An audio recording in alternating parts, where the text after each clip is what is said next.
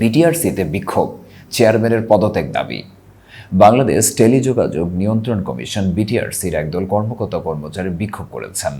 11ই August BTRC কার্যালয়ে এ বিক্ষোভ অনুষ্ঠিত হয়। বাংলাদেশ টেলিযোগাযোগ নিয়ন্ত্রণ কমিশনের একদল কর্মকর্তা কর্মচারী বিক্ষোভ করেছেন। সিন্ডিকেটের লোকদের পদত্যাগ দাবি করেছেন তারা। আজ রোববার সকাল থেকেই বিটিআরসির বিভিন্ন পর্যায়ের একদল কর্মকর্তা কর্মচারী বিক্ষোভ শুরু করেন। তারা বলেছেন, কোনো লেজুর বৃত্তি সিন্ডিকেট চলবে না। তারা বৈষম্যের শিকার বলে দাবি করেছেন। বিটিআরসি চেয়ারম্যান মোহাম্মদ মহিউদ্দিন আহমেদ ও ভাইস চেয়ারম্যান আমিনুল হকের কার্যালয়ে গিয়ে বিক্ষোভ করা হয়। তবে তারা দুজন আজ কার্যালয়ে আসেননি। বিক্ষোভকারীরা চেয়ারম্যানের পদত্যাগ দাবি করেছেন। বিটিআরসির চেয়ারম্যানের একান্ত সচিব আমজাদ হোসেন এবং ইঞ্জিনিয়ারিং ও অপারেশনস বিভাগের উপপরিচালক মাহাদি আহমেদের বিচার চাচ্ছেন বিক্ষোভকারীরা। তাদের পদত্যাগ দাবি করা হচ্ছে। বিক্ষোভকারীরা বলছেন, এই দুজনের কাছে তারা বিভিন্ন হেনস্থার শিকার হয়েছেন। বিটিআরসির কার্যালয়ে এখন সংস্থাটির কমিশনার মুশফিক মান্নান চৌধুরী এবং কমিশনার শেখ রিয়াজ আহমেদ রয়েছেন।